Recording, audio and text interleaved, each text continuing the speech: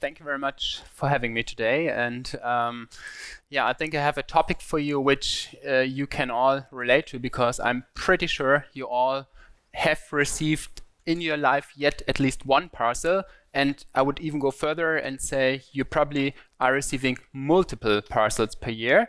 And I might even be afraid that you have a certain opinion on how sustainable all of this is. So what I would like to do today is to introduce myself and Hermes and show you what we are doing in terms of turning the parcel delivery sustainable.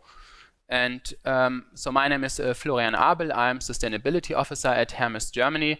And with this role, I'm in charge of sustainability strategy, which means together with my team, we are scanning what stakeholders are demanding from us, what's all the things the colleague from Porsche just mentioned is what we are looking at also, and we try to make strategies, goals, measures out of all of this to be on track to be sustainable. And some of you might know Hermes, but I would still like to introduce our company quite briefly. We are focused on the German market, so we are talking about parcel delivery in Germany. And as you can see, we're quite old. We just had our birthday, 50 years, and we have staff of 6,000 people working for Hermes directly, which are people in the office, but also in our logistics centers. But we also have even more staff working for our partners on the last mile, which are the people going to your home and delivering the parcels. We have a wide network in Germany of logistic sites. So we have 13 really big logistic distribution sites, and then we have a few hundred smaller sites from where the distribution vehicles finally start. We are pretty much everywhere in Germany represented by our parcel shops. So those are, I don't know, a Späti, gas station, all those places where you can get your parcel, but also do your returns. And we are part of the Otto Group. You might know it probably if you are from Germany. So there's a close connection also to some of our, of course, biggest customers. We are the number 2 in the parcel market. The biggest one, of course, is DHL, Deutsche Post. And yeah, that's a short overview of who we are. This shows again our network, so you can see we are really Germany-wide. You can also have a brief glimpse at one of our big sorting sites.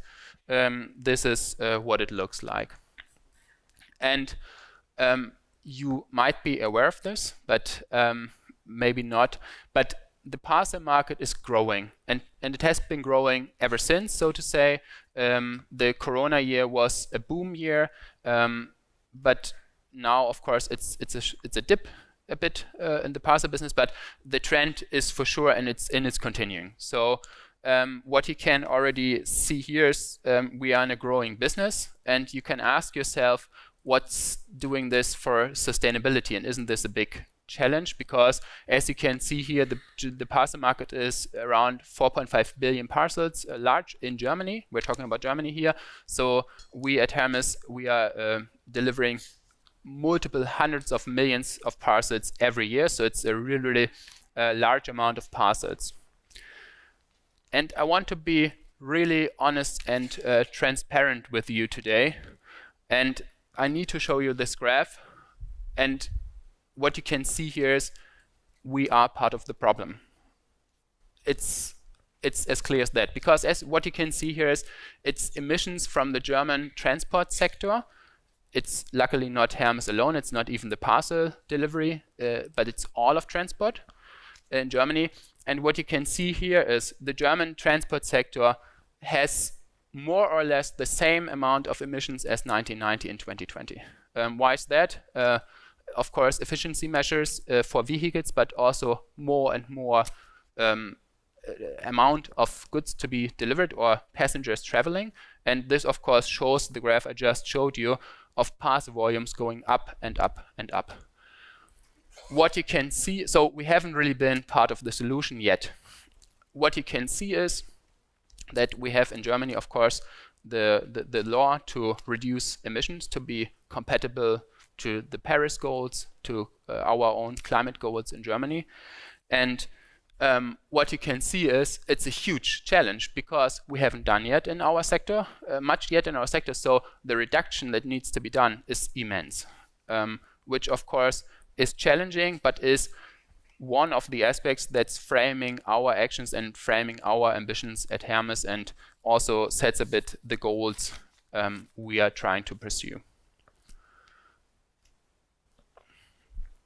When talking about sustainability at Hermes, I can let you know it's a strategic goal for us. So it's not something we take lightly. It's really an integral part of our strategy, of our company strategy. But what does it mean? So it means, first of all, we're not talking about climate, but we have, of course, as all of you, materiality analysis to really show what are the hotspots, what are the topics we need to cater for. And even though I will focus today on climate change, the other topic needs to be mentioned, which is, of course, our big topic is social topics, especially on the last mile. Some of you might know that this was also not a very famous topic for the parcel industry in the past. There has been lots of process, but it's a very important topic we need to keep a close eye on, and we still need to improve it further.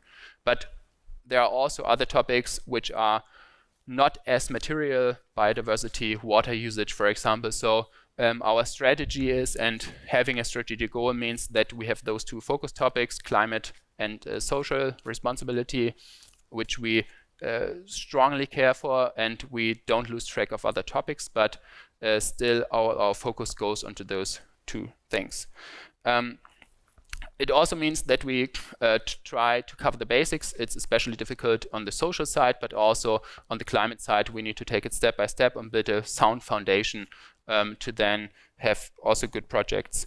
And we try to have a comprehensive approach, meaning that we try to integrate those topics into our strategy, into our steering mechanisms, that it's really an integral part.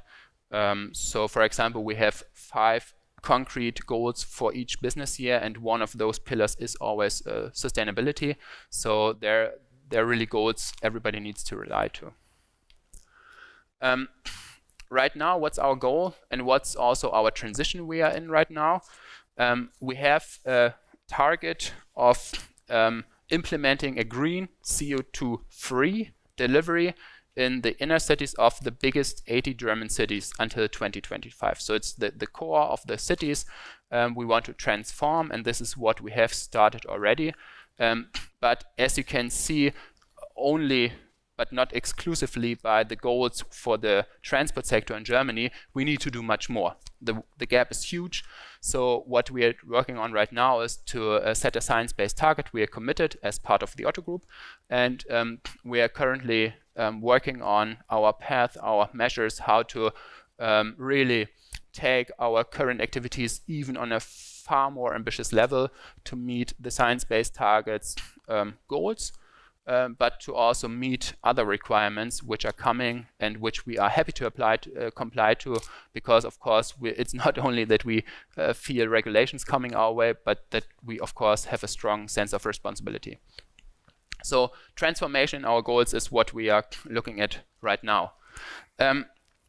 If you look at what we can do and cannot do, it's a quite diverse picture, to be honest, because what you can see is we have the last mile, so it's the delivery trucks going to your home. We have the long distance, it's the trucks on the Autobahn moving your parcel from Hamburg to Munich, for example. It's of course not the small truck doing that. We have our sorting sites, and we have the backbone of digitalization supporting all this. And if you look at what we can do today, is that we have a very good offer of events. We have cargo bikes, which are, you probably have seen them already. I will show some pictures later, which are for the inner cities, which are bikes, but not your normal bike you go on a bike tour, but like for professional use, which were delivered, invented, so to say, a couple of years ago, which is still a relatively new technology, so it's not very widespread yet, but it's coming more and more.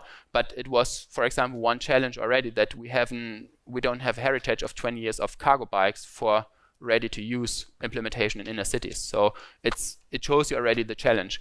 On the long distance, the story goes on. Last week I went to the ERR, and if you go to the big truck manufacturers, they have electricity trucks. Of course, they have it, but the range is, by manufacturer, 300 kilometers.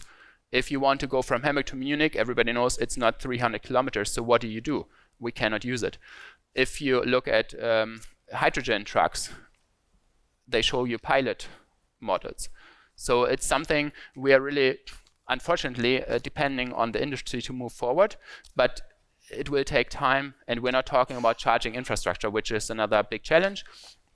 We are testing all of those technologies, also train technology, of course, but it's still not ready or as ready as the last mile. We can do a lot of things on our sites. We have heard those topics already today.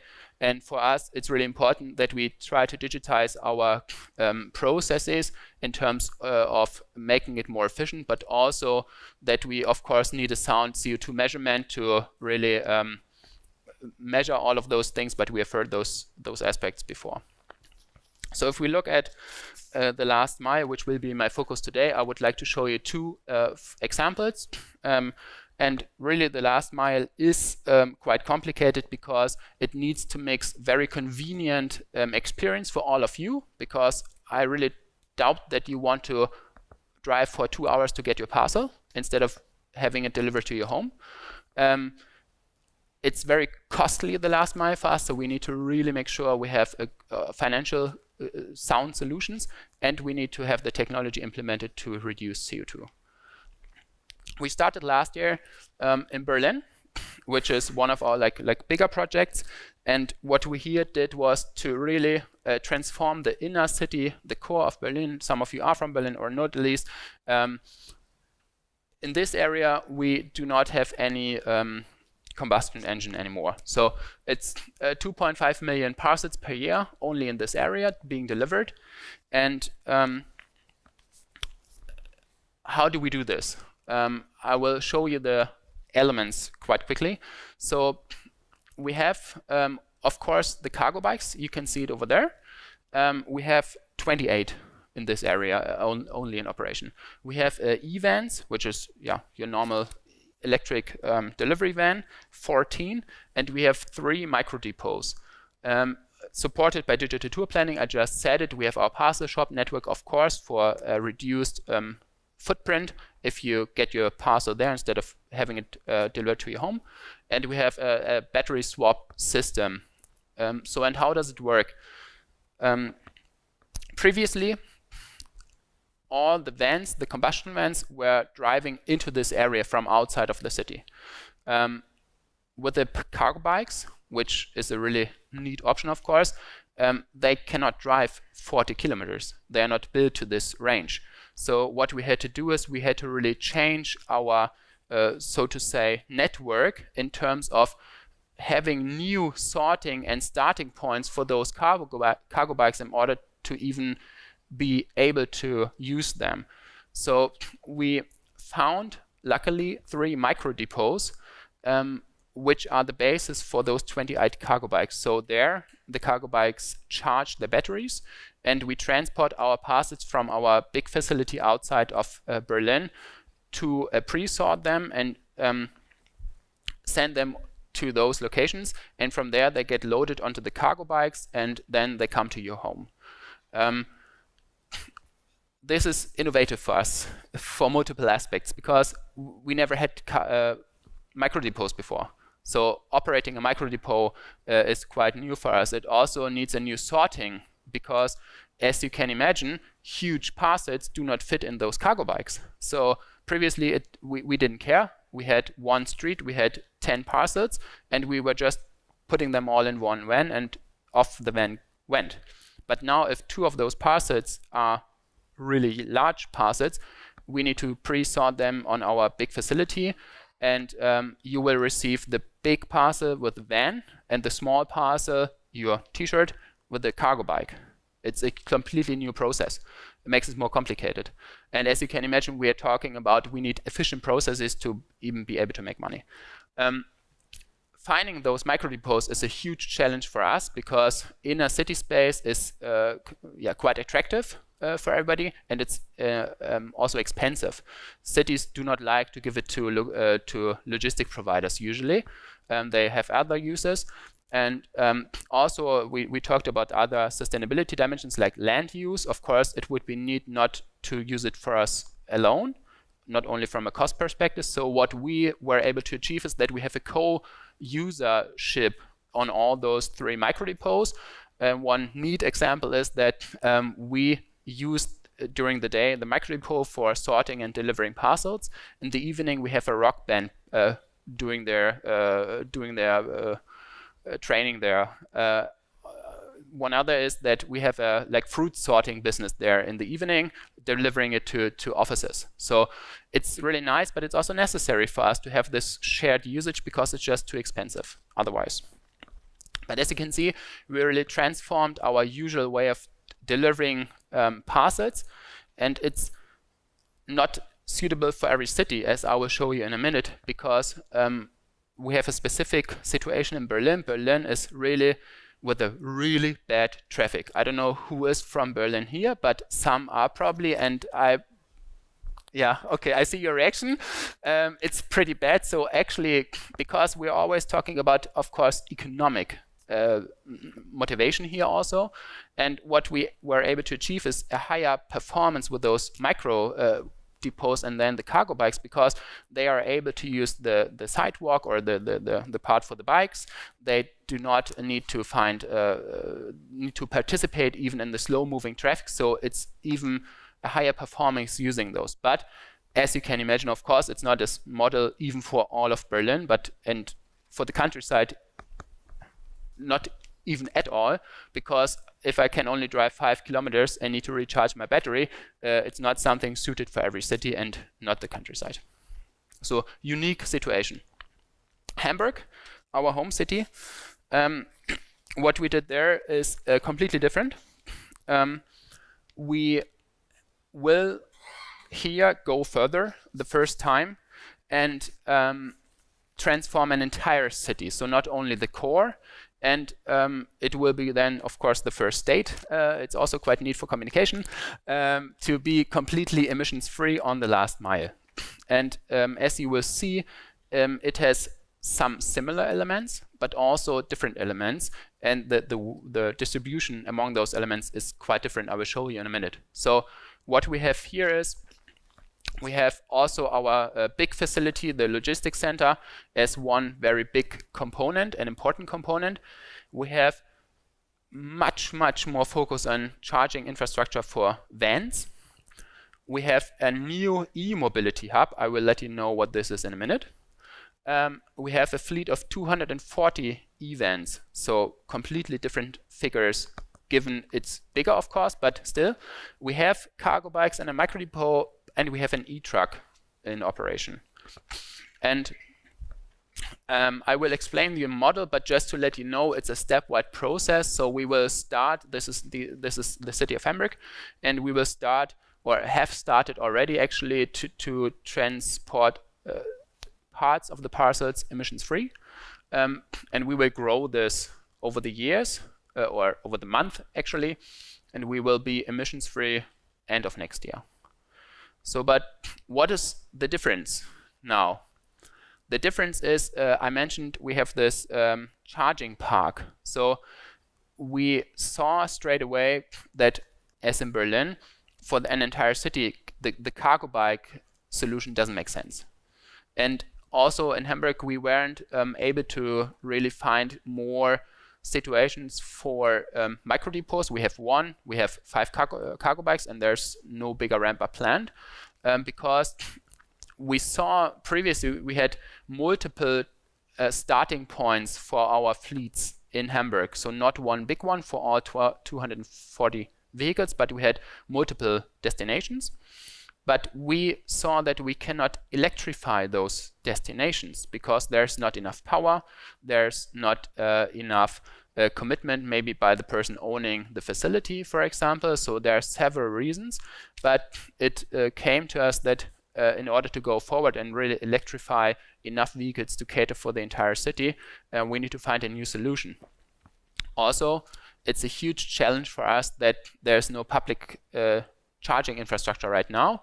And as you can imagine, yes, there are some charging points along the way, but if you want to charge 240 vehicles dependently every night, you need a completely different setup. So, and this is something we had to recognize and then find a solution. Our solution is that we build our own charging park. And we have here, for the big logistics center, there are already like 50 charging spots. So we are kind of okay equipped already.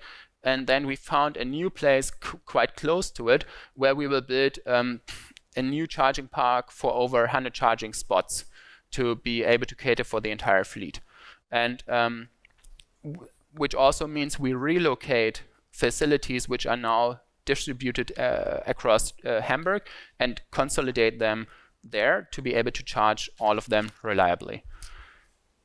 We have an e-truck, and I said 300 kilometers is of no use for us. That's true, but all our parcels first arrive in Hamburg in the big logistics center, and of course, for the events to be loaded and be ready to go, we need to transport our parcels the short way from the logistics center to the new charging park where the parcels are sorted to the different vans, which will then go on their route and deliver the parcel to your home.